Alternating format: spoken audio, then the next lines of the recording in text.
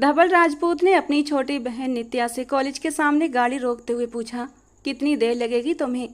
अपने बालों को सेट करती वो नीचे उतर गई। बस 10 मिनट, अभी किसी से उसके नोट्स मांग कर ले आऊंगी, नित्या ने कहा तो धवल ने नापसंदगी से सिर झटक दिया। मांग कर क्यों लाने हैं? कॉलेज में दाखिला इसलिए तो नहीं दिलाया कि इम्तिहानों के नज़दीक तुम दूसरों के नोट्स मांगती फिरो? अपने नोट्स क्यों नहीं तैयार किए?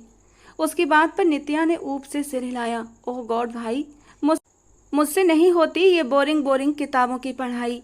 शुक्र है कि कॉलेज में मेरा आखिरी साल है। इसके बाद आपने मुझसे वादा किया था कि आप मेरी शादी कर देंगे।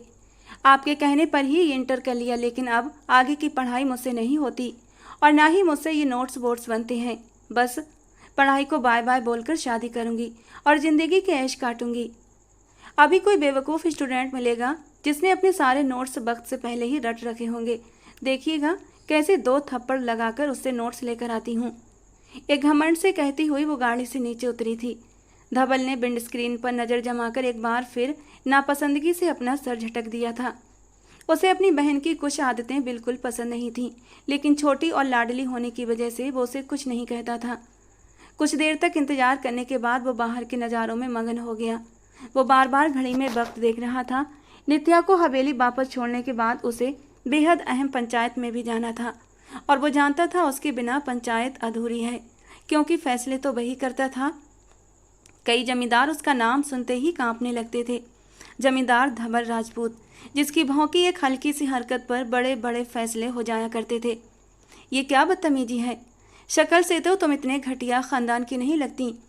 जैसी हरकतें कर रही हो। एक तेज स्त्री स्वर सुनाई दिया तो धवल राजपूत ने चौंक कर आवाज की ओर देखा और अगले ही पल उसके माथे पर सिलवटें उभर आईं। सामने ही नित्या खड़ी थी, मगर ये आवाज नित्या की नहीं थी।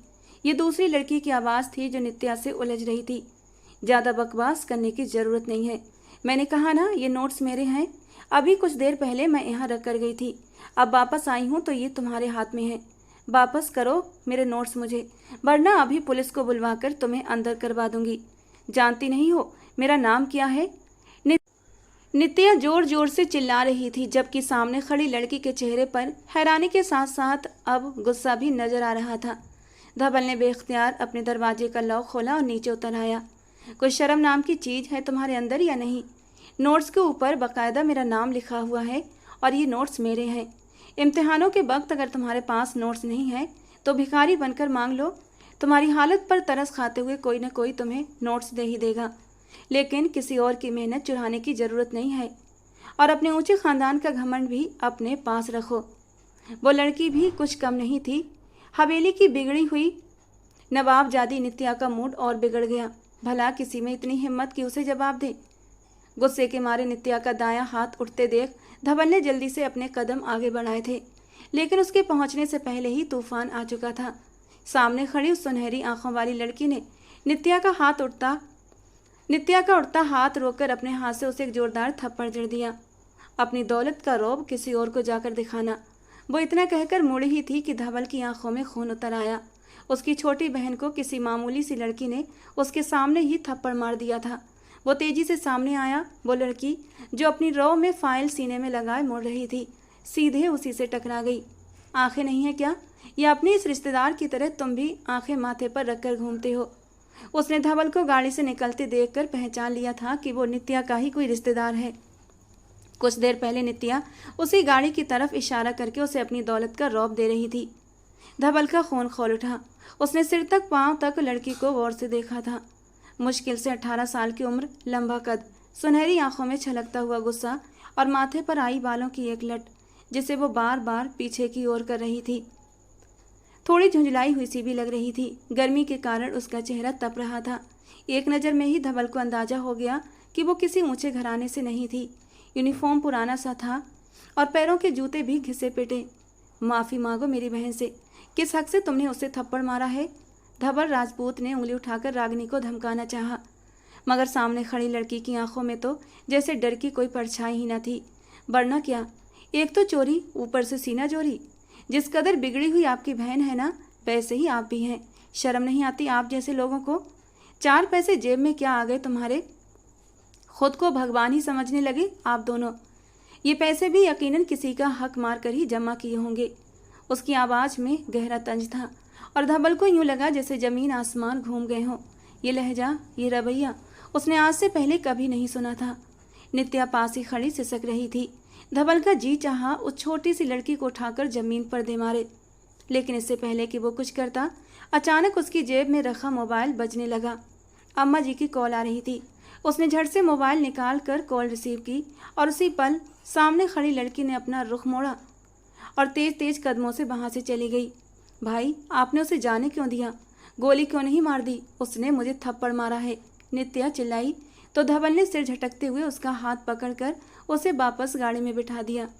जो नोट्स चाहिए मुझे बता दो, मैं अरेंज करवा दूंगा, और इन हरकतों को छोड़ दो तुम। नित्या को सख्ती से डांटते हुए वो गाड़ी स्टार्ट कर रहा था, ये जाने बिना कि हवेली में एक नई कयामत उसका इंतजार कर रही थी। उसने अम्मा जी का कॉल नहीं उठाया था। पूरे रास्ते अम्मा जी की बार बार आती कॉल्स को वो अनदेखा करता रहा। यकीनन अम्मा जी उसे हवेली बुला रही थी, क्योंकि आज गरिमा के घर वालों की दावत थी। अपनी बीबी का ख्याल आते ही एक नीम सी कड़वाहट धवल के गले में उतर आई थी। उसने जानबूझकर गाड़ी शहर की अलग अलग सड़कों पर घुमाई ताकि घर में चल रही पार्टी से बच सके। हवेली से आने वाली कॉल्स को वो लगातार इग्नोर करता रहा, यहाँ तक कि शाम हो गई। और जब उसने हवेली के सामने अपनी गाड़ी रोकी तो उसके पैरों तले से जमीन खिसक गई। लगता था पूरा शहर जैसे उनकी हवेली के पास उमड़ आया हो। गाड़ियों की एक लंबी कतार थी और नौकरों की भागदौड़ बता रही थी हवेली में बहुत कुछ भयावह हो गया है। वो बेख्तियार गाड़ी का दरवाजा खोलकर नीचे उतरा था। क्या हुआ है हवेली में? गार्ड्स को देखते ही वो जोर से दहाड़ा और उसी पल उसकी सांसें जैसे थम गईं। माफ़ कीजिएगा मालिक, आपके पापा जी को एक गरीब किसान ने दराती मारकर। संजू बाबा की बात सुनकर धवल को यूं लगा जैसे धरती फट गई हो और वो उसमें समा जाएगा। वो अविश्वास भरी निगाहों से संजू बाबा को देखता रहा। नित्या भी मुंह पर हाथ रखे अंदर की ओर भागी थी। जब संजू बाबा की बात उसे समझ आई तो वो बेकाबू होकर हवेली के अंदर की ओर दौड़ पड़ा। उसे आता देख बहुत से लोगों ने रास्ता छोड़ दिया था। हवेली के बड़े से आंगन के बीचों बीच पापा जी की बेजान बॉडी रखी हुई थी। लगता था जैसे सारा खून उनके जिस्म से निचुड़ गया हो। उनकी धुंधली सी आंखें खोली हुई थीं। धवल का दिल एकदम से कसकर भिज गया। किसने किया ये? उसकी आवाज़ में बर्फ़ की सी ठंडक थी। वो जब्त की आखिरी हदों पर था। आंख से एक आंसू भी नहीं टपका था, लेकिन चेहरे की लाली बता रही थी अगर आज उसका जब्त टूटा तो न जाने कितनों की जान जाएगी। गांव का एक गरीब किसान है जी, नशा करता है। नशे की हालत में ही अपने छोटे से खेत में घूम रहा था। वो ज़मीन मालिक खरीदना चाहते थे। जिन दोस्तों के साथ ज़मीन देखने गए थे उन्हें किसी से कोई खतरा नहीं था, इसलिए वो गार्ड भी साथ नहीं था। बस उस किसान को न जाने क्या हुआ कि एक छोटी सी बात पर अचानक भड़क उठा और उसने दराती से सरदार पर हमला कर दिया। किसान को पकड़ लिया गया है और इस वक्त उस पर बहुत सख्त जुल्म हो रहा है। धवल राजपूत की आंखें सुर्ख होने लगीं। जल्द से जल्द पंचायत बिठाओ, मैं खून का बदला लूँगा। उसके ख़ानदान में जितने मर्द हैं सबकी जान एक कर दूंगा, तब जाकर मेरे पापा के खून का हक अदा होगा। धवल ने संजू बाबा को एकदम से आदेश दिया था। उसने बस अपने पिता की चिता को अग्नि देने तक का इंतजार किया था। हवेली में चीख पुकार और कोहराम को नज़रअंदाज करता हुआ वो सीधा पंचायत में चला गया। सुर्ख आंखों के साथ जब वो अपनी कुर्सी पर बैठा तो गार्ड्स ने पकड़े हुए संतोष को उसके कदमों में दे मारा। माफ़ कर दीजिए सरकार, न जाने मुझे क्या हो गया था। मैं पहचान ही नहीं पाया कि वो बड़े सरकार थे। पता नहीं कैसे मेरे हाथ से ये गलती हो गई। आप मेरे दोनों हाथ काट लीजिए। गरीब किसान गिड़गिड़ा रहा था। धवल ने सख्ती से अपने होंठ बीचे। हाथ नहीं काटूंगा मैं तो तेरा, बल्कि तेरे साथ पूरे ख़ानदान का। बता कौन कौन है तेरे ख़ानदान में? उन्हें यहाँ क्यों नहीं लाए? उसने अचानक गरजती आवाज़ में गार्ड से पूछा तो सारे ही नौकर घबरा गए। सरकार, इसके ख़ानदान में कोई नहीं है, बस एक जवान बेटी है, हम उसे पकड़ लाए हैं। नौकर की बात पूरी होने से पहले ही सामने खड़ी काली गाड़ी का दरवाज़ा खुला और संजू उस सफ़ेद यूनिफॉर्म में लिपटी हुई नाजुक वजूद को घसीटते हुए बाहर निकाल लाया। धवल की नज़रें उस पर जम गईं। फासला ज़्यादा था। सफ़ेद यूनिफॉर्म के ऊपर ओढ़ी गई काली चादर रास्ते में गिर गई थी। पैरों में पड़े सस्ते जूते उतर चुके थे। जब उसे धवल के कदमों में लाकर फेंका गया तो वो नंगे पाँव थी। सर के खुले बाल उसके दोनों कंधों पर फैल चुके थे, मगर आंखों में आंसुओं का नामो निशान तक नहीं था। उसने एक झटके से सिर उठाया और धवल सन रह गया। ये तो वही थी, सुनहरी आंखों वाली, दाहिने होंठ के ऊपर एक नन्हा सा तिल, हुस्न में बेमिसाल। एक ही दिन में मेरे खानदान के दो दो नुकसान। आखिर औकात क्या है तुम लोगों की? इतनी हिम्मत कहाँ से आ गई तुम लोगों में?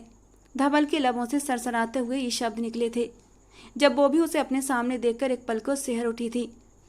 पापा से गलती हो गई है, आप हम पर पुलिस कार्रवाई कर सकते हैं, लेकिन आपकी ये पंचायत और इस पंचायत में बनाए गए आपके खुद के नियम, ये ना तो किसी कानून में आते हैं और ना ही यहाँ लिए गए फैसले इंसानी होते हैं।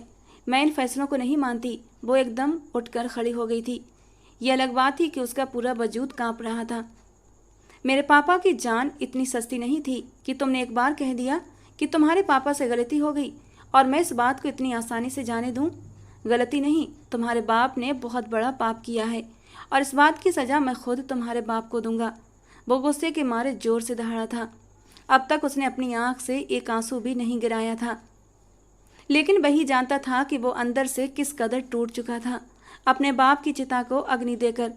सरकार, ये संतोष की बेटी है रागिनी, कॉलेज में पढ़ती है। संजू ने आगे बढ़कर जानकारी दी। धवल के होंठों पर एक कड़वी सी मुस्कान फैल गई। तो ठीक है, अगर इसके खानदान में कोई और नहीं तो मुझे यही चाहिए। वैसे भी सुना है एक औरत कई मर्दों पर भारी होती है। जब ये मेरी कैद में पल पल तड़पेगी, रोएगी, सिसकेगी, जिंदा होते हुए भी ये मौत की भीख मांगेगी, लेकिन इसे मौत की भीख नहीं मिलेगी। और औलाद का गम माँ बाप के लिए कितना तकलीफदेह होता है ये मैं अच्छे से जान सकता हूँ। इसी तरह इसके बाप को सज़ा मिलेगी। इस बूढ़े को मारकर मुझे कुछ भी हासिल नहीं होने वाला। इसे जिंदा रखते हुए भी मैं इसे सज़ा देना चाहता हूँ, और वो भी मौत से बढ़कर। मुझे बनी में इसी लड़की से विवाह करना है। मैं इसे बताऊंगा कि कानून मेरी जेब में रहता है और आखिर मैं हूँ कौन। उसकी आंखों में खून उतर आया था और होठों पर जहर भरी मुस्कान तैरने लगी। सामने खड़ी रागिनी का दिल दहल गया। संतोष धवल के कदमों में गिर पड़ा, माफिया मांगने लगा। मेरी बच्ची मासूम है, इसके साथ ये जुल्म न करें, मैं हर सजा के लिए तैयार हूँ। लेकिन धवल ने संतोष की किसी भी बात पर कान न धरा। तुरंत धवल के आदेश पर एक वकील को बुला लिया गया। रागिनी को जबरदस्ती सामने पड़ी कुर्सियों में से एक पर बिठा दिया गया। वो चिल्ला रही थी, धवल को उसके अंजाम से डरा रही थी, मगर वहाँ उसकी चीखें सुनने वाला कोई नहीं था। जबरदस्ती कुछ पेपर्स पर उसके हाथ से दस्तखत करवाए गए और किसी को उस पर जरा भी रहम न आया। वो अब तक मजबूत बनी हुई थी, मगर अब उसकी आंखों से दो आंसू लुढ़क गए। उसका दिल चाहा कि सिसक कर रो पड़े। आखिर इन ताकतवर लोगों के आगे हम गरीबों की क्यों नहीं चलती। मगर वो बेबस थी और इसी बेबसी के साथ उसे फिर से उठाकर काली गाड़ी में बंद कर दिया गया। पंचायत को ख़त्म करता हुआ धवल राजपूत अपनी गाड़ी की फ्रंट सीट पर आकर बैठ चुका था। दरिंदे हो तुम, जालिम और भैंसी हो, वो पिछली सीट पर बैठी चिल्ला उठी थी। दरवाज़ा खोलने की कोशिश करने लगी। बेहिस चेहरा लिए धवल राजपूत ने गाड़ी स्टार्ट कर दी। हवेली के सामने गाड़ी रुकी तो रागिनी का खून सूख गया। उसे एहसास हुआ कि उसकी हैसियत अब कितनी बदल चुकी है। कल तक वो एक आज़ाद लड़की थी, एक बेपरवाह सी लड़की थी। भले ही उसका बाप एक किसान था, लेकिन उसकी ज़िंदगी इतनी तंग नहीं थी जितनी इन दीवारों के अंदर अब होने वाली थी। अब वो एक बदले में आई हुई लड़की थी। उसकी अनचाही बीवी थी जिसने उसे पहली नज़र में ही नफरत से देखा था। नीचे उतरो।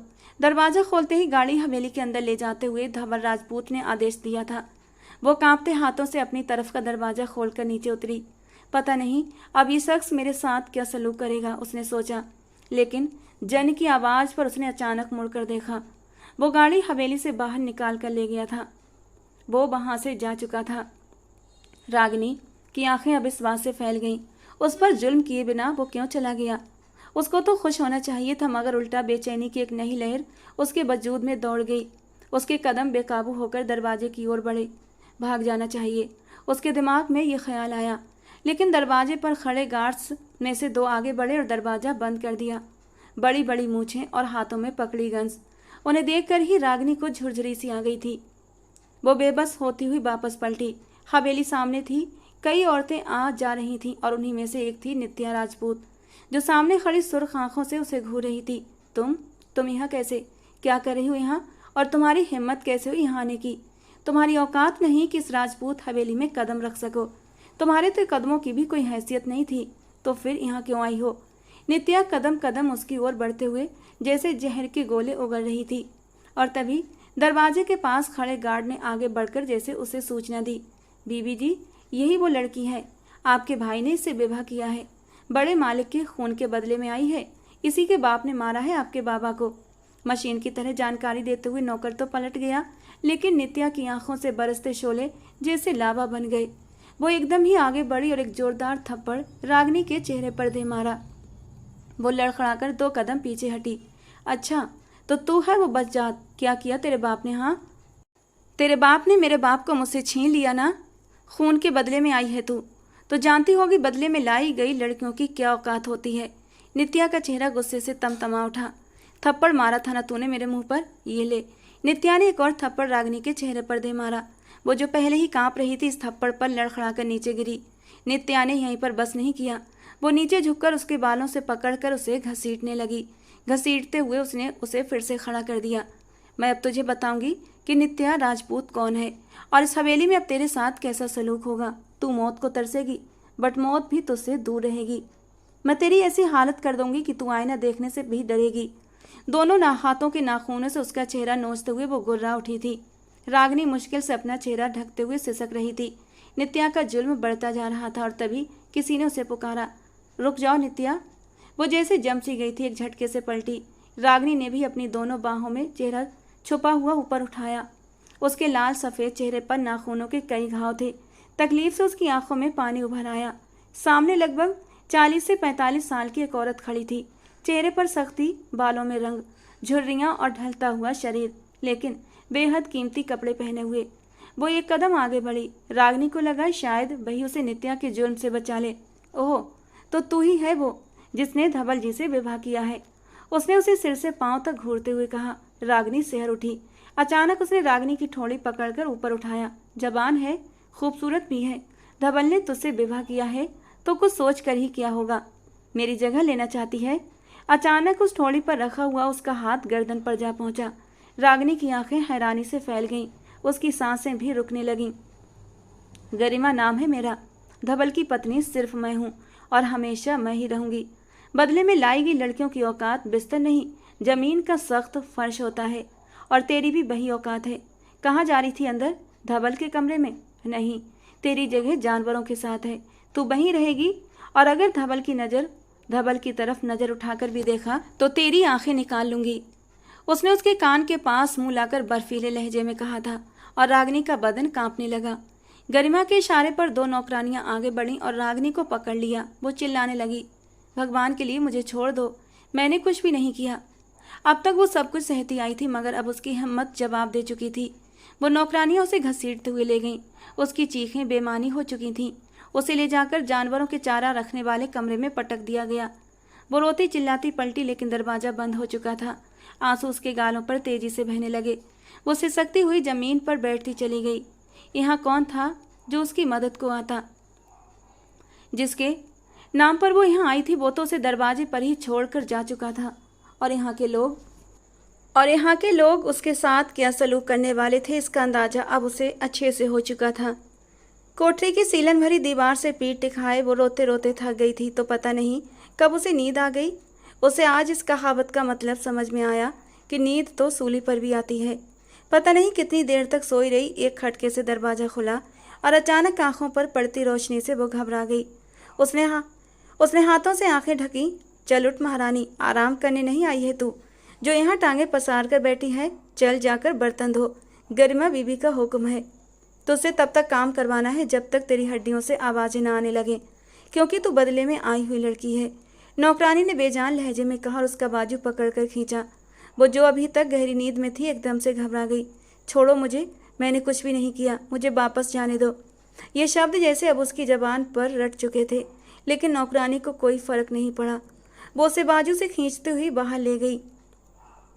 शाम रात की तारीकी में बदल चुकी थी। हवेली का सन्नाटा बता रहा था कि ज़्यादातर लोग सो चुके हैं, और वाकई ऐसा ही था। घड़ी में रात के 2 बज रहे थे। नौकरानी उसे खींचते हुए रसोई तक ले गई। चल शुरू हो जा, आज दिन भर के इस्तेमाल किए हुए सारे बर्तन हैं, एक एक प्लेट धो और इसे चमका दे। गरिमा बीबी का हुक्म है ये। रागिनी ने अविश्वास से सामने किचन को देखा। सैकड़ों की संख्या में इस्तेमाल किए गए बर्तन पूरे किचन में फैले हुए थे। उसकी आंखों में आंसू आने लगे। अपनी कम हैसियत का दर्द जागा और अब शारीरिक शोषण भी। चुपचाप सिंक के सामने खड़ी होकर वो बर्तन धोने लगी। बर्तनों का एक ढेर था। धोते धोते उसकी कमर अकड़ गई, हाथों की उंगलियां दर्द से सुन्न होने लगी, लेकिन काम खत्म होने का नाम नहीं ले रहा था। नौकरानी जम्हाइयों पर जम्हाइयां लेते हुए आखिरकार सोने चली गई और उसकी जगह एक दूसरी नौकरानी आकर उस पर सवार हो गई। उनका काम ही रागिनी की निगरानी करना था। वो बर्तन धो धोकर थक चुकी थी। न जाने कितने घंटे बीत गए जब नौकरानी ने उसे पोंछा पकड़ा दिया। रागिनी की आंखों में फिर से आंसू आ गए। रात के इस पहर सफाई कराने की भला क्या जरूरत थी। हवेली वालों को साफ जाहिर था कि उस पर जुल्म किया जा रहा था। चुपचाप पूरी हवेली के फर्श पर पोंछा लगाओ। पोंछा लगाते लगाते जब वो आखिरी कोने तक पहुंची तो नज़दीकी मंदिर से भोर की आरती और शंख ध्वनि सुनाई देने लगी। चल अब तू जाकर सो सकती है, और हाँ, सुबह 6 बजे से पहले उठ जाना। हवेली वालों को समय पर नाश्ता चाहिए होता है। नौकरानी मजे से कहती उसका हाथ पकड़कर फिर से जानवरों वाली कोठी की तरफ चल दी। बेबसी की तेज अनुभूति से रागिनी की आंखें नम हो गईं। आते हुए उसने घड़ी में देखा, सुबह के 5 बज रहे थे। उसे पूरी रात में सिर्फ 1 घंटा सुकून मिला था। वो वहीं कोठरी की दीवार से सिर टिकाकर बैठ गई थी। व्रत की तो बात ही छोड़ो, स्नान या संध्या बंदन करने की इजाज़त तक नहीं थी, वरना वो ध्यान ही कर लेती। ठीक 1 घंटे बाद कोठरी का दरवाज़ा खुला और नौकरानी फिर से उसे खींचते हुए बाहर ले आई। इस बार नए काम उसका इंतजार कर रहे थे। उसे जानबूझकर दिन में कई बार हवेली के फर्श पर पोंछा लगवाया जाता, जानवरों को चारा डलवाया जाता। वो जो इतने बड़े बड़े बैल और सांड देखकर डर जाती थी, अपने ऊपर जोर लगाकर ये सब करती। लेकिन हवेली वालों को तो जैसे मजा आता था उसकी बेबसी में। नित्या जब भी सामने आती उसे सर से पांव तक नापती, तंज कसती, उल्टे सीधे उसे आदेश देती। रागिनी सिर झुकाकर सब मानती तो नित्या और भी चिढ़ जाती। नित्या चली जाती तो गरिमा कमरे से बाहर निकाल आती, तीखी नज़रों से उसे घूरते हुए उससे डस्टबिन तक साफ करवाती। और जब रागिनी शांति से सब काम करती दिखती तो गरिमा के चेहरे पर जैसे सुकून आ जाता। न जाने कितने दिन बीत गए थे। रागिनी के बदन पर वही एक सफ़ेद धोती नुमा कुर्ता था जो अब मटमैला हो चुका था। बाल बिखरकर चोटी से निकलकर लटकते रहते। उसकी आंखों के नीचे काले घेरे पड़ चुके थे। उसने जैसे चुपचाप अपनी बेइज्जती को स्वीकार कर लिया था। उस दिन भी जब नित्या ने खाने की मेज पर गर्म रोटी देर से लाने पर सबके सामने उसे थप्पड़ मारा तो वो चुपचाप सह गई। अब वो कोठरी की दीवार से टिकी शून्य में देख रही थी कि तभी दरवाज़ा खुला। कब तक यहाँ बैठी रहोगी? क्या तुम्हारे अंदर विरोध करने की ताकत नहीं है? इस आवाज़ पर रागिनी ने चौंक कर सर उठाया। हल्की रोशनी की लकीर में उसने देखा, सामने एक बूढ़ी औरत खड़ी थी। सफ़ेद कीमती रेशमी साड़ी पहने, सिर पर ढंग से रखा पल्लू, मगर हाथ और कान गहनों से खाली। हवेली के नियम रागिनी समझ चुकी थी। उसे समझ आ गया कि ये कोई विधवा औरत है, शायद धवल राजपूत की माँ। क्या देख रही हो? सास हूँ मैं तुम्हारी, धवल की माँ। अब तक तुमसे मुलाकात नहीं हुई। पति के निधन के बाद मेरी तबीयत बहुत बिगड़ गई थी, आज ही थोड़ी ठीक हुई हूँ। पंचायत में धवल ने क्या फैसला सुनाया और उसके बाद क्या क्या हुआ, मुझे सारी बात आज ही पता चली है और मैंने फ़ौरन तुमसे मिलने की इच्छा जताई। मुझे पता चला कि तुम्हारा ठिकाना ये कोठरी बना दिया गया है। तुम्हारा कमरा देखने आई थी और तुमसे मिलने भी। चलो उठो, अब जिस काम के लिए यहाँ आई हो उसे पूरा करो। उन्होंने नरम लहजे में कहा तो रागिनी हैरान होते हुए खड़ी हो गई। उसे लगा ये बूढ़ी औरत भी शायद कोई जलील करने वाला काम सौंपेगी, उस पर जुल्म के पहाड़ तोड़ेगी, अपने दिल की आग को ठंडा करेगी। आखिर को उसके पति की मौत हुई थी रागिनी के बाप के हाथों। उसे इतनी आसानी से छोड़ कैसे सकती थी? वो दुखते हुए जोड़ों के साथ उनके पीछे चल पड़ी और तब उसकी हैरानी की कोई सीमा न रही जब वो गलियारों से होती हुई एक बेहद आलीशान कमरे के सामने पहुंची। उसके कदम पल भर को रुक गए। रुक क्यों गई रागिनी? आओ। उस बूढ़ी औरत ने प्यार से रागिनी का हाथ थामा। तुम्हारा असली ठिकाना ये है, जानवरों की वो कोठरी नहीं। गरिमा से मैं खुद बात कर लूँगी कि आखिर किसकी इजाज़त से उसने तुम्हें उस कोठरी में बंद किया था। हैंडल घुमाते हुए उन्होंने दरवाज़ा खोला तो रागिनी की नज़रें अंदर तक गईं और जैसे वह हैरानी में जड़ हो गई थी। कौन सी सुविधा थी जो उस कमरे में मौजूद नहीं थी? लग्जरी फर्नीचर, ऑटोमेटिक लाइट्स और बेहद खूबसूरती से की गई सजावट। वहाँ हर चीज़ से अमीरी झलक रही थी। रागिनी ने घबराकर 2 कदम पीछे कर लिए। ये किसका कमरा है और मैं यहाँ क्यों रहूँगी? मैं तो बदले के लिए नौकरानी बनकर आई हूँ ना, उसने डरते हुए पूछा। तो अम्मा जी ने पलट कर उसे हैरानी से देखा। हाँ, बदले में इस हवेली की नौकरानी बनकर आई हो, लेकिन हो तो धवल के विवाह में ना। जो भी हुआ, जैसे भी हुआ, लेकिन तुम्हारा विवाह हुआ है धवल राजपूत से और इस हैसियत से तुम इस हवेली की बहू हो। इस कमरे में जाओ, अलमारी में तुम्हारे नाप के कई कपड़े रखे हैं, कपड़े बदलो, अपना रूप संभालो। मैं वर्षों से पोते की चाह में तड़प रही हूँ। गरिमा तो बांझ है, मुझे वंश की खुशी दे ही नहीं सकती। मेरा धवल बड़ों के किए गए फैसले का बोझ ढो रहा है। क्या कमी है उसमें? अभी केवल 30 बरस का है और गरिमा 45 बरस की बांझ स्त्री, जिसे बदले में हमारे सिर मर दिया गया। धवल की बदकिस्मती कि वो बहन भी ना रही जिसके विवाह के बदले में उसने ये रिश्ता अपनाया था, और उसे संतान की खुशी भी नहीं मिली। गरिमा से तो उसका मन कभी जुड़ ही नहीं सका। यही वजह है कि वो जवानी में भी बेहद शांत और उदास रहता है। मुझे यकीन है कि तुम्हारे जैसी सुंदर पत्नी को पाकर वो फिर से जी उठेगा और तुम मुझे पोते की सौगात जरूर दोगी। अम्मा जी की आंखों में उम्मीद थी, हल्की हल्की खुशी की एक किरण जगमगा रही थी। पोते की आस में वो अपने पति की मौत का गम भी भूल चुकी थी कि उनके सामने उनके पति के कातिल की बेटी खड़ी है। रागिनी की आंखें अविश्वास से फैल गईं। पोता, मैं? उसने खुद की तरफ इशारा किया तो अम्मा जी हंस पड़ी। हाँ भाई, तुम धवल की दूसरी पत्नी हो ना? अब चलो अंदर जाओ। उन्होंने उसका हाथ पकड़कर उसे कमरे के अंदर प्रवेश कराया और वो तो जैसे स्तब्ध रह गई। अलमारी से एक शानदार सा जोड़ा निकालकर उसके हाथ में थमाते हुए अम्मा जी ने उसे बाथरूम की ओर धकेल दिया। अपना ये रूप ठीक करो, चारे की गंध आ रही है तुमसे। वो जोड़ा हाथ में लिए आईने के सामने खड़ी थी। आंखों में फिर से आंसू भर आए। न जाने अब उसके साथ क्या होने वाला था। उसे यकीन था कि ये भी हवेली वालों की कोई साजिश होगी। अब तक जो इज्जत बची थी शायद अब उसका भी उसे मोल चुकाना था। इस हवेली को बारिश देने के लिए अपनी इज्जत, अपना वजूद अब धवल राजपूत के हवाले कर देना था। जिल्लत का एक तेज एहसास उसकी आंखों में आंसू भर गया। कठोरता से अपने आंसू पोंछते हुए उसने चुपचाप खुद को किस्मत के हवाले कर दिया। वो शहर में खड़ा अपने नर्सिंग होम के निर्माण को लेकर बिल्डर को कुछ सुझाव दे रहा था जब बार बार बजते फोन को देकर उसने देखा कि हवेली से अम्मा जी का कॉल आ रहा है। धवल राजपूत ने गहरी सांस ली। पिता के देहांत वाले दिन जब वो हवेली से निकला था, उसके बाद उसने दोबारा लौटने की हिम्मत नहीं की थी। हालांकि वो रोजाना ही हवेली के नौकरों से हवेली का हालचाल पूछ लिया करता था। हवेली के नौकरों से ही उसे पता चला था कि अम्मा जी की तबीयत उसके पिता के जाने के बाद काफ़ी ख़राब थी और उसमें इतनी हिम्मत नहीं थी कि वो अपनी माँ के सामने जाकर खड़ा हो सके। बस अच्छे से अच्छे डॉक्टर का इंतजाम उसने कर दिया था अपनी माँ के इलाज के लिए। माँ का फ़ोन भी उसी दिन आज पहली बार आया था। धवल के अंदर तक सुकून उतरा था ये सोच कर कि अब उसकी माँ की तबीयत ठीक हो चुकी है। खुद को संभालने के बाद उसने फ़ोन रिसीव करते हुए कान से लगाया था। क्या तुम्हें माँ की याद नहीं आती कि हवेली इतने दिन हो गए तुम्हें छोड़े हुए? तुम्हारा बाप तो चला गया धवल, और तुम भी लौट कर नहीं आए।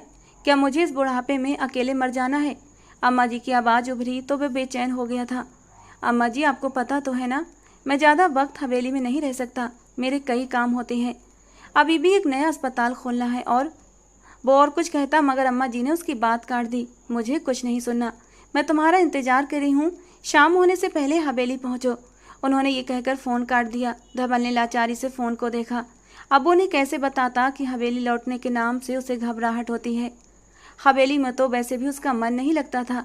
गरिमा को अपने सामने देखता तो उसके अंदर एक अजीब सी बेचैनी भर जाती थी। उसका दिल घबराने लगता था और इसीलिए वो हवेली के बाहर सुकून ढूंढा करता था। लेकिन माँ की बात टालना भी मुश्किल था। बिल्डर को निर्देश देकर वो चुपचाप कार में बैठ गया। सफ़ेद शर्ट की आस्तीनें हमेशा की तरह मुड़ी हुई थीं। बेचैनी में कार चलाते हुए वो हवेली के बाहर आ पहुंचा था। हमेशा की तरह नौकरानी ने झुककर उसे प्रणाम किया। चश्मा उतार कर उसने हाथ में पकड़ा और अंदर दाखिल हुआ। आसमान का रंग बदल चुका था। रात की कालिमा फैल चुकी थी। अम्मा जी तो शायद अब तक सो चुकी होंगी। उन्हें परेशान करना उचित नहीं। घड़ी में समय देखकर धवल राजपूत ने अंदाजा लगाया कि वो अपने कमरे के दरवाजे पर खड़ा था, लेकिन अब उसमें इतनी हिम्मत नहीं हो रही थी कि वो अंदर जा सके। भीतर मौजूद अपनी पत्नी से आमना सामना करने से वो हमेशा से ही कतराता रहा था। गहरी सांस लेते हुए उसने लॉक खोला और अंदर प्रवेश किया और सामने का दृश्य देखकर उसके माथे पर बल पड़ गए। लाल रंग की पतली नाइटी में वो ड्रेसिंग टेबल के सामने रखे स्टूल पर बैठी थी। हाथों में गहरे रंग की लिपस्टिक थी जिसे वो अपने होठों पर लगा रही थी। आईने में दिखते धवल राजपूत की छवि को देखकर वो पलटी। उसके होठों पर एक बेहद आकर्षक मुस्कान थी। धवल राजपूत का अंग अंग जलने लगा था।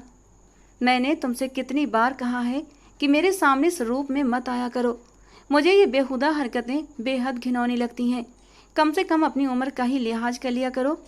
धवल ने गुस्से से कहा तो सामने बैठी गरिमा जैसे भड़क उठी थी।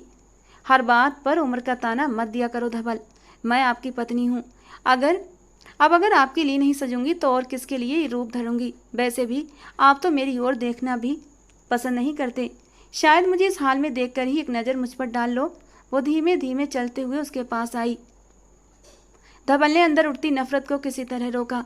ढलका हुआ शरीर, नाटी से झांकता बोझिल सौंदर्य और भी अधिक कुरूप लग रहा था। चेहरे की झुर्रियों को मेकअप की परतों के नीचे छिपाने की कोशिश में गरिमा ने खुद पर जुल्म ही किया था। कितना समय हो गया है हमारी शादी को। मैंने माना कि मेरी और आपकी शादी परिवार वालों ने तय की थी, लेकिन तब भी आप मना तो कर ही सकते थे ना। मगर आपने सोचा कि आपकी बहन का घर बस जाएगा और उसी लालच में आपने मेरे अरमानों को कुचल दिया। शुरू के कुछ साल तो आप फिर भी मेरे पास आते थे। पति पत्नी का रिश्ता तो था सही, प्यार न सही, छूते तो थे मुझे, मेरे करीब आते थे, मुझे मेरा हक देते थे। लेकिन अब तो बीते कई सालों में आपने मुझे देखना तक छोड़ दिया है। अभी भी मेरे जज्बात मुर्दा नहीं हुए हैं। अभी भी मेरा मन मचलता है अपने पति की बाहों के सुकून के लिए। अभी भी मुझे आपकी संगत की चाह होती है। धवल, मैं बरसों की प्यासी हूँ और मेरी इस प्यास को सिर्फ तुम बुझा सकते हो। धवल, क्यों मेरे करीब नहीं आते? और आज तो आपकी नज़रों में कुछ अजीब ही नफरत है। ये कैसी नफरत है? मेरी सौतन को ले आए ना, इसीलिए।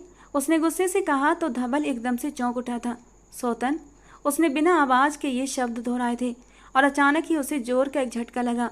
वो तो भूल ही चुका था कि कुछ दिन पहले उसने बेगुनाह लड़की से विवाह किया था। रागनी कहाँ है? उसने जैसे हैरानी से पूछा तो सामने खड़ी गरिमा भड़क उठी। वही है जहाँ रहने की उसकी औकात है। जानवरों से भी बदतर हाल किया है मैंने उसका। और मैं आपको साफ साफ बता दूं कि अगर आप उसके पास गए तो मुझसे बुरा कोई नहीं होगा। अब तक मैंने अपने परिवार को कुछ नहीं बताया है, लेकिन अब ये खुली दुश्मनी होगी। मैं छटांग भर की लड़की की जान ले लूँगी। वो नफरत से बोली तो धवल राजपूत को न जाने क्यों बहुत बुरा लगा। देखो, उस लड़की से दूर रहो। वो बदले में ज़रूर आई है, बट उसके फैसले मैं खुद करूँगा। धवल शायद और भी कुछ कहता, मगर तभी दरवाजे पर हुई दस्तक ने उसका ध्यान खींच लिया। गरिमा ने भी खुद को संभालते हुए पलंग पर पड़ी चादर उठाकर अपना शरीर ढका और बाथरूम में जा घुसी। धवल राजपूत खुद को संभालते हुए दरवाजे तक आया। कौन है? उसने पूछा तो बाहर से अम्मा जी की आवाज़ उसके कानों में सुनाई दी। बाहर आओ धवल, मैं हूँ तुम्हारी माँ। माँ की आवाज़ सुनते ही धवल ने फौरन दरवाज़ा खोला। आप अभी तक जाग रही हैं? मुझे लगा आप सो चुकी होंगी। माँ से गले मिलते हुए उसने स्नेह भरे स्वर में कहा। अम्मा जी की आंखें भी भीग गई थीं। नहीं, मैं जाग रही थी, तुम्हारा ही इंतजार कर रही थी। एक अमानत तुम्हारे हवाले करनी थी। उन्होंने धवल का हाथ थामा और एक ओर चलने लगी। धवल हैरान था। क्या बात कर रही हैं अम्मा जी? कैसी अमानत? आपकी तबीयत तो ठीक है ना? वो चिंतित हुआ, लेकिन अम्मा जी चुपचाप उसे लेकर चलती रहीं और हवेली की उस आखिरी गली में बने उस कमरे के सामने जाकर खड़ी हो गईं। ये तो मेरा पुराना बेडरूम है ना, जिसे मैं शादी से पहले इस्तेमाल करता था। यहाँ क्या है? उसने हैरत से पूछा तो अम्मा जी ने दरवाज़ा खोलते हुए उसे अंदर जाने का इशारा कर दिया। खुद ही जाकर देख लो कि अंदर क्या है, और हाँ, सुबह से पहले बाहर मत निकलना। ये तुम्हारी माँ का हुक्म है और तुम्हें इसे हर हाल में मानना पड़ेगा, वरना मैं तुमसे नाराज़ हो जाऊँगी और कभी भी तुमसे बात नहीं करूँगी।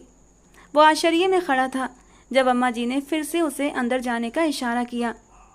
समझी ना समझी के भाव में वो अंदर दाखिल हुआ था।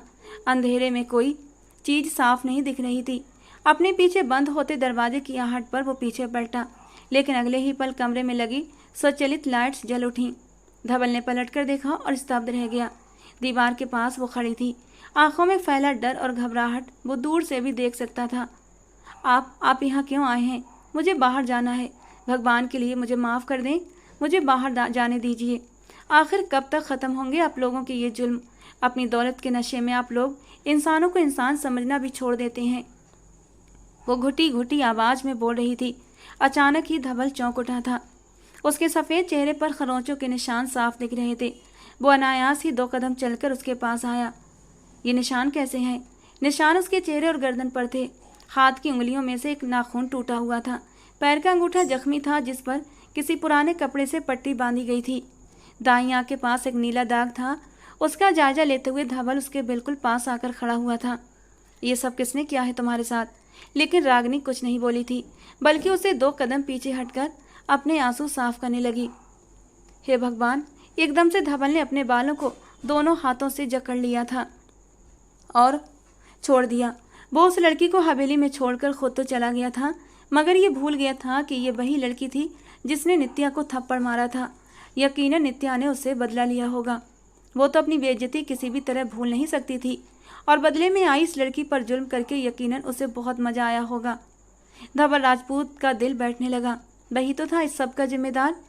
मेरे पास मत आइए प्लीज़, दूर रहिए, मुझे यहाँ से जाने दीजिए। पापा से वो गलती से हुआ था। मैं उसकी सज़ा भुगत चुकी हूँ।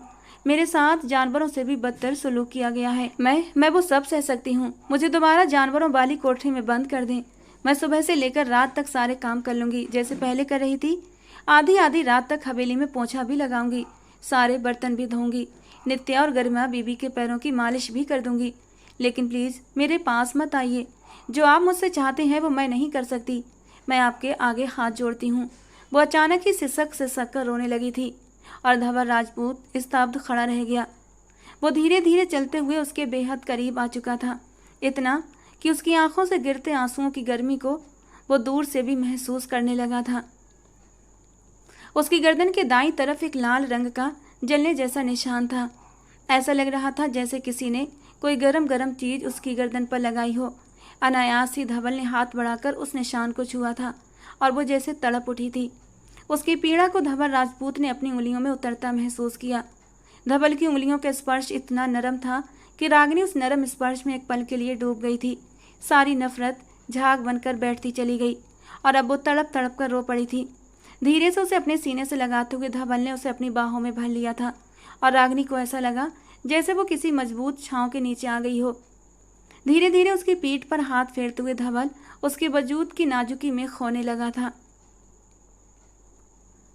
यहाँ आने से पहले तो उसे एहसास भी नहीं था कि वो यहाँ आकर इस तरह हार जाएगा, लेकिन ये हकीकत थी कि अपने सामने खड़ी उस नाजुक सी लड़की को यूं टूटता देखकर वो खुद भी अपनी हार स्वीकार कर चुका था। धीरे धीरे धवल अपने नरम होठों से उसके जख्मों को छूकर जैसे उन पर मरहम रख रहा था। कुछ पल के लिए धवल की छुअन से रागिनी घबराई थी, झिझकी थी, शर्माई थी, लेकिन धीरे धीरे वो भी इस स्पर्श में खोने लगी थी। और जब धवल ने उसे बाहों में लेकर बेड पर लिटाया और उसे हर पर्दे से आज़ाद किया तो वो फिर से सिसक उठी थी। प्लीज़ धवल, प्लीज़ ये सब ना करें। उसकी आंखों में एक विनती थी, लेकिन धवल अब बुरी तरह मदहोश हो चुका था। क्यों ना करूं? पत्नी हो मेरी, शादी की है तुमसे। पिछले 3 सालों से मैं गरिमा के पास नहीं गया हूं, क्योंकि जब भी उसे देखता हूं तो मुझे घिन महसूस होती है। नहीं मन करता उसके करीब जाने का। 3 सालों से इस रिश्ते के लिए तरस रहा हूं, और जब मेरे सामने मेरी जायज़ रिश्ते में बंधी पत्नी मौजूद है तो मैं अपने कदम पीछे क्यों खींचूं? और मैं तुमसे वादा करता हूं इस रिश्ते को पूरी सच्चाई से निभाऊंगा। तुम्हें वो मान और सम्मान दूंगा जिसकी तुम हकदार हो। ये कहकर धवल ने उसकी मुलायम धड़कनों से वो आखिरी पर्दा भी हटा दिया था और बेकरार होकर उसकी मुलायम धड़कनों पर झुक गया था। खुद को किस्मत के हवाले करते हुए रागिनी उन पलों में डूबने लगी थी। रागिनी को लगा था धवल ये काम भी जुनून में आकर करेगा, अपनी सारी नफरतें उस पर उंडेल देगा, लेकिन ऐसा नहीं हुआ था। वो बहुत नरमी से उसे छू रहा था, कभी होंठों से तो कभी उंगलियों की सरसराहट उसके वजूद पर होती, और हर छुअन में रागिनी मदहोश होती जा रही थी। नरम होठों पर झुकता हुआ वो सब कुछ भूल चुका था। बरसों के बाद उसे ये सुकून नसीब हुआ था और उन सुकून के पलों में वो पूरी तरह से डूब जाना चाहता था। एक झटके से वो रागिनी के वजूद में उतर चुका था। एक सिसकी थी जो रागिनी के लबों से निकली थी, लेकिन धवल ने उसके होठों से वो सिसकी चुरा ली थी। पहले हल्का हल्का दर्द जो अब रागिनी को सुकून देने लगा था। आंखें बंद करते हुए वो इन खूबसूरत जादू भरे पलों में डूब चुकी थी। बाहर सारी रात खामोशी से गुजरती जा रही थी और अंदर धवल राजपूत ने जैसे अपने सारे अहंकार और घमंड की पगड़ी उतार कर रागिनी के कदमों में रख दी थी। सुबह जब रागिनी की आंख खुली तो कमरे में हल्की हल्की रोशनी दाखिल हो रही थी। अचानक ही उसने एकदम पलटकर अपनी दाईं ओर देखा। बिस्तर का वो हिस्सा खाली था जहां कल रात उसके बालों में हाथ फेरते हुए वो लेटा था। रागिनी का दिल धक से रह गया। धवल जा चुका था, कमरा खाली था। अपने ऊपर ओढ़े हुए कंबल को हटाते हुए वो बेख्तियार उठ बैठी और तभी कमरे का दरवाजा खोलकर कोई अंदर दाखिल हुआ। रागिनी ने चौंक कर सर उठाया तो वो गरिमा थी। खा जाने वाली निगाहों से उसे देखते हुए वो ठीक उसके सिर पर आकर खड़ी हो गई। ये मत समझना कि एक रात के लिए धवल को अपने पास बुलाकर तुम कामयाब हो गई हो। शक्ल से कितनी मासूम लगती हो, मगर हो पूरी मक्कार। मेरे पति को मुझसे छीनने की कोशिश भी मत करना, वरना। वैसे कहाँ गया धवल? चला गया क्या? एक रात तुम्हें टिश्यू पेपर की तरह इस्तेमाल करके? उसकी ज़िंदगी में तुम जैसी कम हैसियत वाली लड़की की कोई जगह नहीं है। औकात क्या है तुम्हारी? ख़ानदान क्या है तुम्हारा? धवल राजपूत तो जूता लेते वक्त भी 100 बार सोचता है, और तुम सिर्फ एक रात उसके साथ बिताकर सोच रही हो कि उसकी बीवी बन गई। तुम्हारी औकात सिर्फ एक रखेल जैसी है, बदले में आई एक लड़की जिसे बिस्तर पर रौंद कर धवल यहाँ से जा चुका है। तुम्हें कभी भी एक ख़ानदानी पत्नी होने का दर्जा नहीं मिलेगा। चलो उठो और हवेली के काम करो, सबकी जूतियां सीधी करो, वही तुम्हारा काम है। धवल राजपूत को अगर तुम्हें कोई दिलचस्पी होती तो यकीनन तुम्हारी हैसियत बदल सकती थी। लबों पर तंज भरी मुस्कान सजाए वो लगातार जहर उगल रही थी। रागिनी की आंखों में आंसू उतरने लगे। हुक्म सुनाकर वो पलटकर जा चुकी थी और रागिनी वहीं की वहीं बैठी रह गई। सच ही तो कहकर गई थी वो, आखिर उसकी औकात और हैसियत ही क्या थी। धवल राजपूत रात भर उस पर अपनी मोहब्बतें लुटाने के बाद सुबह होते ही कमरे से जा चुका था, और उसकी हैसियत अब फिर से वही थी, जानवरों की कोठरी में रहने वाली रागिनी। अपने आंसू पीते हुए वो उठकर खड़ी हुई। आधे घंटे बाद जब वो कमरे से बाहर निकली तो जैसे उसने खुद पर जब्त कर लिया था। उस दिन के बाद उसे दोबारा उस कमरे में जाना नसीब नहीं हुआ। सुबह से लेकर रात गए तक हवेली के काम उसके इंतजार में रहते, और आखिरकार उसे उसी जानवरों वाली कोठरी में पहुंचा दिया जाता। अम्मा जान शायद दोबारा बीमार होकर बिस्तर से जा लगी थीं, और धवल राजपूत उस रात से गया तो फिर लौट कर नहीं आया था। हवेली के नौकरों से ही उसने सुना था कि शहर में बन रहे अस्पताल के बिल्डर ने उसे फ़ोन करके बुलाया था। वो खामोशी से अपने सारे काम करती रहती थी, और अब तो उसे किसी भी किस्म की उम्मीद ही ख़त्म हो चुकी थी। दिन गुजरते चले गए। रागिनी की रंगत में जर्दी घुलने लगी। 1.5 महीने बाद की बात थी जब वो शहर में अपना अस्पताल पूरा करके वापस हवेली लौट रहा था, तो लंबी सड़क पर उसे हवेली की बूढ़ी नौकरानी धन्नो आती हुई नजर आई। वो बरसों पुरानी नौकरानी थी। धवल अपनी आदत से मजबूर होकर गाड़ी रोकता है। फ्रंट सीट पर बैठे हुए धवल राजपूत को देखते ही वो औरत दोहरी हो गई। नमस्ते साहब। उसने नमस्ते किया तो धवल ने दरवाज़ा खोल दिया। अगर हवेली जा रही हो तो बैठ जाओ अम्मा, मैं भी वहीं हवेली ही जा रहा हूँ। नौकरानी सिमट कर पिछली सीट पर बैठ गई। उसके हाथ में दवाइयों की एक छोटी सी थैली थी। किसकी दवा लेकर जा रही हो अम्मा? धवल राजपूत ने बेपरवाही से पूछा तो वो बोली, हवेली में वो जो नई लड़की आई है ना साहब जी, बड़े मालिक के खून के बदले में उसकी तबीयत पिछले कई दिन से ख़राब है। जानवरों वाले बाड़े में रहती है, इसलिए दिन रात उल्टियाँ करती रहती है।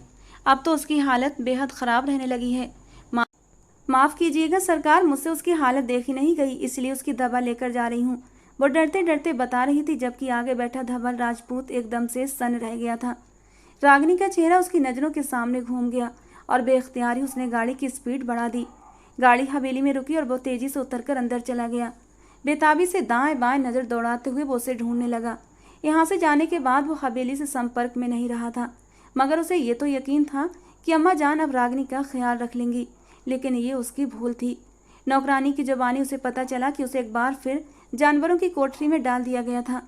धवल को ज़्यादा इंतजार नहीं करना पड़ा, जल्दी ही वो उसे दिखाई दे गई थी। जूस का गिलास ट्रे में रखे हुए वो तेजी से नित्या के कमरे में दाखिल हो रही थी। उसकी रंगत में घुली जर्दी वो दूर से ही नज़र देख सकता था। उसकी चाल में कमजोरी साफ झलक रही थी। धवल उसे पुकारते हुए तेजी से उसके पीछे लपका, मगर वो कमरे के अंदर ओझल हो गई थी। तेजी से नित्या के कमरे का दरवाज़ा खोलकर वो भी अंदर दाखिल हुआ, जहाँ पर मेज पर वो गिलास रख रही थी। दराज से मेरे जूते निकालो और अच्छे से साफ करो। ड्रेसिंग टेबल के सामने खड़ी नित्या ने हुक्म दिया तो वो चुपचाप जूते निकाल कर साफ करने लगी। दरवाजे पर खड़ा धवल राजपूत एकदम से सन्न रह गया था। भाई आप अब आए हैं? मेरे रिश्ते वाले ड्राइंग रूम में बैठे हैं, आपका इंतजार कर रहे हैं। अम्मा कितनी बार आपको फ़ोन कर चुकी हैं, नित्या ने नाराज़गी से कहा, लेकिन उसकी निगाहें जूते साफ करती रागिनी पर जमी थीं। ए लड़की, ये मेरे बेड पर क्यों बैठी है? उतर नीचे और जूते साफ कर। इतनी बदबू आ रही है तुम्हारे अंदर से, कमरे से निकलो मेरे, नित्या ने नाक से कोड़ते हुए कहा, और तब धवल का चेहरा गुस्से से लाल पड़ गया। ये किस तरह बात कर रही हो तुम इसके साथ, और तुम अपने जूते इससे क्यों साफ करवा रही हो? धवल ने सख्ती से पूछा। रागिनी ने सिर उठाकर एकदम से खाली सी निगाह धवल पर डाली थी, लेकिन इससे पहले कि वो कुछ कहता, अचानक ही नौकर ने आकर दरवाजे पर दस्तक दी। मेहमान आप लोगों को बुला रहे हैं। नित्या ने बेसब्री से अपना दुपट्टा सिर पर डाला। भाई प्लीज आज हाँ कर दीजिएगा, मुझे वो लड़का बहुत पसंद है। मेरे ही कहने पर वो यहाँ रिश्ता लेकर आया है। बेबाकी से कहते हुए उसने आग्रह किया तो धवल ने खुद को संयत कर लिया। ये उसी की दी हुई ढील का नतीजा था। रागिनी कमरा छोड़कर जा चुकी थी। गहरी सांस लेते हुए वो खुद भी कमरे से बाहर निकल आया। फिलहाल वो कोई तमाशा नहीं चाहता था।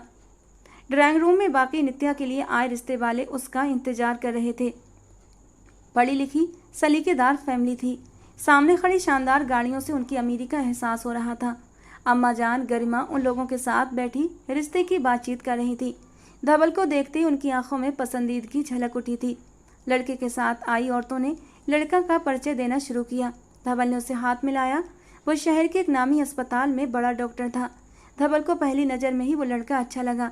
रिश्ते की बात बहुत अच्छे ढंग से चल रही थी, लेकिन धवल का ध्यान बार बार दरवाजे की तरफ भटक जाता, जहाँ कभी कभी रागिनी की एक हल्की सी झलक उसे दिख जाती थी। वो जैसे खुद को जबरदस्ती घसीटकर काम कर रही थी। लड़के वालों ने नित्या को बुलाने पर जोर दिया तो अम्मा जान उसे सजे धजे अंदाज में बाहर ले आईं। लड़के को देखकर वो लगातार मुस्कुरा रही थी। वे लोग बड़े सलीकेदार थे। धवल को उनकी बातचीत से ही अंदाजा हो गया था। गरिमा ने नौकरानी को इशारा किया, रागिनी से कहो चाय के साथ दूसरे पकवान लेकर जल्दी से आए। बेहद सुस्त हो गई है ये लड़की, हिलती तक नहीं। घमंड भरे अंदाज में कहते हुए गरिमा ने अपने रंगे हुए बालों में उंगलियां चलाईं। उस लड़के ने सिर उठाकर गरिमा को एक झलक देखा। धवल ने बेचैनी से करवट बदली। कंधों पर पड़ी शॉल उसे चुभने लगी थी। थोड़ी ही देर में रागिनी ट्रॉली धकेलते हुए कमरे में दाखिल हुई। सोफे पर बैठे मेहमानों के पास ट्रॉली पहुंचने से पहले ही उसका पहिया कारपेट के किनारे में उलझ गया। बस एक ही पल लगा। अपनी बिगड़ती तबीयत को नज़रअंदाज करते हुए रागिनी ने ट्रॉली को हल्का सा धक्का दिया तो कारपेट में उलझते हुए ट्रॉली दाईं तरफ लुढ़कती चली गई। बदकिस्मती से दाईं तरफ नित्या बैठी थी।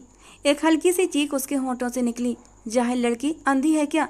मेरे सारे कपड़े खराब कर दिए। दिल करता है तेरा मुंह नोच लूं। बदबख्त बदजात कहीं की, तेरी ये सूखे हाथ तोड़कर मैं कहीं दूर फेंक दूंगी। वो अचानक अपनी जगह से उठकर रागिनी पर झपट पड़ी। ड्राइंग रूम में बैठे सभी लोग हक्का बक्का होकर उसे देखने लगे, खासकर लड़के वाले। रागिनी घबराकर लगातार सफाई दे रही थी, मगर नित्या के पलटकर एक जोरदार थप्पड़ मारते ही वो लड़खड़ाकर जमीन पर गिर पड़ी। नित्या, ये क्या कर रही हो? दूर हटो उससे। धवल एकदम उसकी जगह से उठकर दहाड़ा, मगर नित्या का भरा हुआ हाथ काम कर चुका था। रागिनी जमीन पर गिरी और फिर उठी ही नहीं थी। उसकी चादर सिर से सरक चुकी थी। वो बेहोश हो चुकी थी। उसे जमीन से न उठता देखकर धवल एकदम घबराकर उसकी ओर लपका था, और साथ ही वो लड़का भी जो नित्या का रिश्ता लेकर आया था। इन्हें क्या हुआ? इनकी हालत देखकर लग रहा है ये काफ़ी बीमार हैं। कितनी ज़्यादा कमज़ोर हैं ये। उस लड़के के चेहरे से पेशेवराना समझदारी झलक रही थी। उसने हाथ बढ़ाकर जमीन पर पड़ी रागिनी की कलाई पकड़ी और उसकी नब्ज देखने लगा, और फिर उसकी आंखें भी चेक की। कौन है ये लड़की? मुझे लगता है ये प्रेग्नेंट है, और इस हाल में इनसे इतना काम करवाना बिल्कुल ठीक नहीं है। इन्हें तो फ़ौरन आराम की ज़रूरत है। उसने खड़े होते हुए हल्की नाराज़गी से कहा, जबकि धवल तो जैसे सन रह गया। क्या रागिनी माँ बनने वाली है? अम्मा जान अचानक अपनी जगह से उठते हुए बोली, और गरिमा तो वहीं बैठी रह गई। कौन है ये लड़की? नित्या का रिश्ता लाने वाले लड़के ने एक बार फिर सवाल किया तो नफरत से नित्या ने रागिनी की तरफ देखते हुए कहा, ये हमारी नौकरानी है। इसने घर से भागकर शादी की थी और इसका पति अब भाग गया है। इसके साथ यही सलूक होना चाहिए। नफरत उसके लहजे से टपक रही थी। धवल ने खा जाने वाली नज़र नित्या पर डाली और एकदम जमीन पर झुककर दोनों बाहों में रागिनी को सावधानी से उठा लिया। ये कोई नौकरानी नहीं बल्कि तुम्हारी भाभी है। ये मेरी पत्नी है और अब ये मेरे बच्चे की माँ बनने वाली है। जितना जुल्म इस पर तुम लोगों ने मिलकर करना था कर लिया। आज के बाद अगर रागिनी की तरफ किसी ने तिरछी नज़र भी डाली तो मुझसे बुरा कोई नहीं होगा, चाहे वो तुम हो, गरिमा हो या कोई और।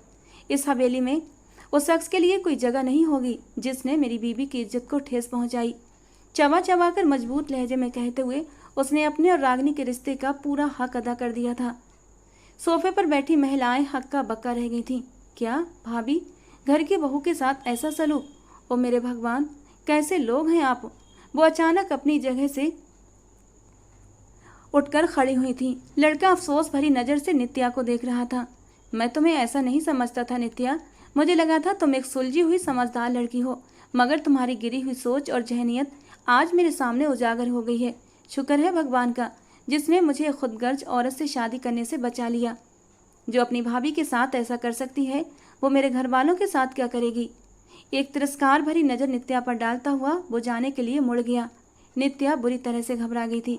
भगवान के लिए रुक जाओ भाई, प्लीज़ इन्हें रोकिए। अम्मा जान, प्लीज़ रोकिए इन लोगों को। वो जैसे आपे से बाहर हो गई थी। धवल को बहुत गुस्सा आया। अम्मा जान को नित्या को कमरे में ले जाने का इशारा करते हुए वो रागिनी को लेकर अपने कमरे की ओर बढ़ गया। गर्मा बही खामोश बैठी रह गई। सावधानी से उसे अपने कमरे में ले जाकर जब धवल ने उसे पलंग पर लिटाया तो उसकी आंखों में अफसोस उतर आया।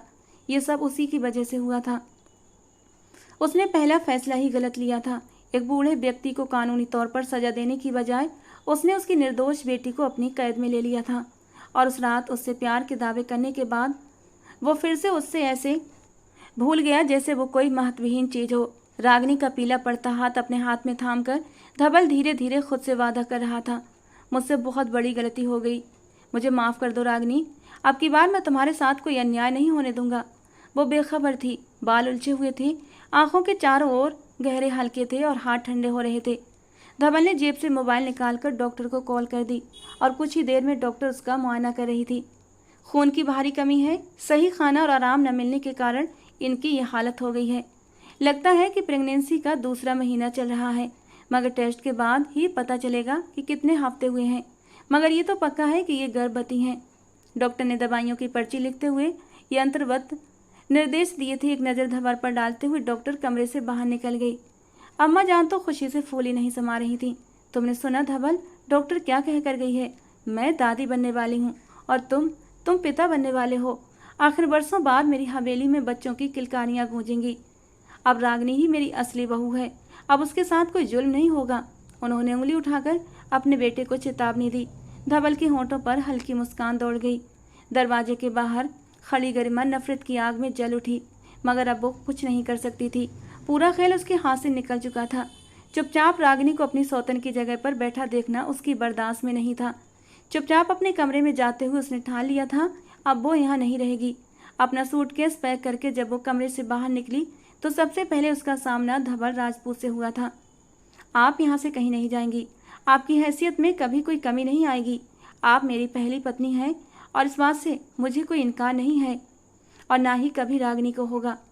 तो फिर आप यहाँ से यह हवेली छोड़कर आप क्यों जा रही हैं? धवल ने पूछा तो वो कड़वी मुस्कान के साथ बोली, जो चीज़ मेरी है वो या तो पूरी तरह मेरी है या फिर बिल्कुल नहीं। मुझे समझौता करना नहीं आता। एक छोटी सी लड़की को अपने बराबर खड़े देखना मेरे बस में नहीं है, और वैसे भी मैं इस हवेली के माहौल से ऊब चुकी हूँ। मेरे हिस्से की ज़मीन मेरे नाम कर दो, मैं अपने मायके जा रही हूँ। उदासीन लहजे में कहती वो धवल के बराबर से निकलती चली गई। गहरी सांस लेते हुए धवल को ऐसा महसूस हुआ जैसे उसके कंधों से कनचाहा बोझ उतर गया हो। गरिमा के व्यवहार ने हमेशा उसे थका कर रख दिया था।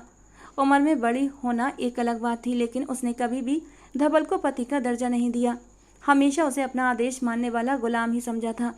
यही वजह थी कि वो कभी भी धवल के दिल में उतर नहीं पाई। नित्या के चीखने की आवाज़ें उसके कमरे से बाहर तक आ रही थीं। धवल को उस पर बहुत गुस्सा आया। वो इतनी बेबाक और बदतमीज हो चुकी थी, उसे अंदाजा नहीं था। एक ही पल में उसके दिल से वो उतर चुकी थी। वापस अपने कमरे की ओर लौटते हुए उसने नित्या की जल्दी से शादी करने का निश्चय किया था। कमरे में दाखिल हुआ तो रागिनी बेखबर सो रही थी। धवल धीरे से उसके पास जाकर बैठ गया। शायद उसके स्पर्श की गर्माहट थी कि रागिनी ने आंखें खोल दी। धवल को अपने पास बैठा देखकर वो जैसे चौंक उठी। क्या तुम मुझे माफ़ कर दोगी? बस एक बार, पूरे दिल से। मैं वादा करता हूँ अब कभी तुम्हें कोई तकलीफ़ नहीं पहुँचने दूंगा। मैं तुम्हें इस हवेली में लाया था, अब यहाँ पूरे सम्मान से तुम्हारे रहने का बंदोबस्त भी मैं ही करूँगा। किसी को तुम्हारे ऊपर उंगली उठाने की इजाज़त नहीं होगी। तुम मेरी पत्नी हो, धवल राजपूत की पत्नी। ये बात आज से सबको माननी पड़ेगी। मैंने अपने पिता की हत्या के लिए तुम्हारे पिता को माफ़ कर दिया, तो क्या तुम भी मुझे अब माफ़ कर दोगी? उसकी आंखों में आंखें डालकर वो गहराई से पूछ रहा था। रागिनी एक बार फिर हैरान रह गई थी। वो इस आदमी पर भरोसा करते करते थक चुकी थी। मगर सच्चाई ये थी, उसका दिल बार बार उसी पर भरोसा करने को मचल उठता था। वो उसका गुनहगार तो था, मगर उसका चाहने वाला भी था, और ऐसे चाहने वाले के लिए वो 100 बार मरना मंजूर कर सकती थी। मुस्कुराते हुए उसने धीरे से अपना सिर धवल के कंधे पर रख दिया और अपने हाथों का घेरा बनाकर उसे अपने पास खींचते हुए धवल राजपूत खुलकर मुस्कुरा दिया। एक सुखमय जीवन अब उन दोनों का इंतजार कर रहा था। अगले ही हफ्ते धवल राजपूत ने पूरे गांव और परिवार को निमंत्रण भेजा था। हवेली में चहल पहल बढ़ने लगी थी। रागिनी, जो कभी हवेली के कोने में एक साया बनकर रहती थी, अब उसी हवेली की रानी बनने जा रही थी। अम्माजान के आदेश पर उसके लिए विशेष जोड़े, गहने और श्रृंगार सामग्री मंगवाई गई थी। पूरे रीति रिवाज और हिंदू परंपराओं के अनुसार विवाह की तैयारियां शुरू हो गई थीं। रागिनी को हल्दी लगाते वक्त उसकी आंखों में नमी थी, मगर मुस्कान भी।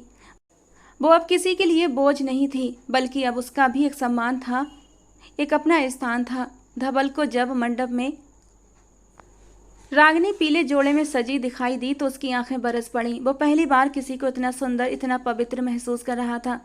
मंगल फेरों के समय धवल ने हर वचन पूरी सच्चाई से निभाने का प्रण लिया था। सुख दुख में साथ निभाने, रागिनी को हमेशा सम्मान और प्यार देने का, और सबसे बढ़कर उसके घावों पर मरहम बनकर जीने का। अब ये रिश्ता जन्मों का है। अम्माजान ने मंत्रोच्चार के बीच आशीर्वाद देते हुए कहा था। गांव के बुजुर्गों ने भी इस विवाह को सराहा। ये रिश्ता सिर्फ एक इंसाफ का नहीं था, बल्कि एक नई शुरुआत थी। शादी की रस्में पूरी होने के बाद रात धीरे धीरे अब गहराने लगी थी। हवेली का हर कोना फूलों और दीपों से सजा था। कमरे को भी गुलाब की पंखुड़ियों, रेशमी पर्दों और धीमी रोशनी वाले दीपों से सजाया गया था। रागिनी को कमरे में बैठा दिया गया। उसका चेहरा घूंघट से ढका हुआ था। हाथों में चूड़ियों की खनक थी और पायल की मधुर ध्वनि कमरे की नजाकत को बढ़ा रही थी। थोड़ी देर बाद दरवाजा धीरे से खुला। धवल राजपूत कमरे में दाखिल हुआ। उसके चेहरे पर एक सचाहट भी थी और सच्चा प्रेम भी। वो धीरे धीरे रागिनी के पास आया, कुछ पल तक चुप रहा और फिर धीरे से बोला, रागिनी, आज हम दोनों ने 7 वचन लिए हैं, लेकिन मैं एक वचन और देना चाहता हूँ। मैं तुम्हें कभी उदास नहीं होने दूंगा, कभी वो आंसू नहीं आने दूंगा जो इस हवेली में तुमने अकेले में बहाए थे। रागिनी की पलकों से एक मोती टपका और घूंघट के नीचे कहीं छुप गया। क्या मैं घूंघट हटा सकता हूँ? धवल ने इजाजत मांगी। रागिनी ने धीमे से सिर हिलाया। जब घूंघट उठा तो उसकी आंखों में सजे संकोच, पीड़ा और प्रेम को देखकर धवल के दिल में भावनाओं का समंदर उमड़ पड़ा। तुम डर रही हो? उसने धीरे से पूछा। नहीं, बस यकीन नहीं हो रहा कि कोई मुझे सच में अपनी इज्जत समझ रहा है। रागिनी की आवाज़ भीगी हुई थी। धवल ने उसका हाथ थामा और धीरे से बोला, तुम मेरी इज्जत नहीं, मेरी पूजा हो रागिनी, और आज से मेरा जीवन सिर्फ तुम्हारा है। फिर उसने उसके माथे पर अपने होंठ रख दिए। वो पहला स्पर्श जिसमें न कोई हवस थी, न कोई अधिकार, सिर्फ समर्पण था। उसने धीरे से रागिनी की हथेलियों को चूमा, उन घावों को देखा जो अब धीरे धीरे भर रहे थे। वो उसकी मांग में सिंदूर भरते हुए बोला, तुम सिर्फ मेरी पत्नी नहीं, मेरी आधी आत्मा हो। जो दर्द तुमने सहे हैं अब वो मेरी जिम्मेदारी है। रागिनी की आंखों से बहते आंसू अब किसी दुख के नहीं थे, बल्कि खुशी के थे। वो एक सुरक्षित आंगन में आ चुकी थी। फिर धवल ने उसे अपने करीब खींच लिया, पर बिना जरा भी जल्दबाजी किए। उसका सिर अपने कंधे पर हल्के से टिका लिया। कमरे की रोशनी धीमी हो गई थी। रागिनी उसके दिल की धड़कनों को सुन सकती थी। आज तुम थक गई हो, सो जाओ, मैं यहीं बैठा हूँ। वो उसके बालों में उंगलियां फिराते हुए बोला, नहीं नहीं धवल, मैं जागना चाहती हूँ तुम्हारी बाहों में। रागिनी की धीमी आवाज़ में विश्राम था। धीरे धीरे दोनों एक दूसरे के आलिंगन में समा गए थे और समय जैसे थम सा गया था। रात भर कोई कुछ नहीं बोला, कोई शारीरिक मांग नहीं और कोई शोर नहीं, बस आत्माएं एक दूसरे में समा रही थीं। अगली सुबह धवल की आंखें खुली तो रागिनी अब भी उसी के सीने पर सिर रखे मुस्कुरा रही थी। क्या देख रहे हो? रागिनी ने मुस्कुराकर पूछा। अपने जीवन की सबसे सुंदर सुबह, धवल ने धीरे से जवाब दिया। खिड़की से आती हल्की किरणें उनकी नई शुरुआत का स्वागत कर रही थीं। हवेली के मंदिर में शंख बज रहा था, जैसे जीवन अब नई दिशा की ओर लेकर जाने वाला था। दोस्तों, आज की हमारी कहानी आपको कैसी लगी कमेंट बॉक्स में ज़रूर बताना। पसंद आई हो तो प्लीज़ लाइक करना। रोज़ ऐसी और रोमांटिक कहानियों के लिए हमारे चैनल से जुड़े रहना। मिलते हैं दोस्तों अगली किसी नई और रोमांटिक कहानी के साथ।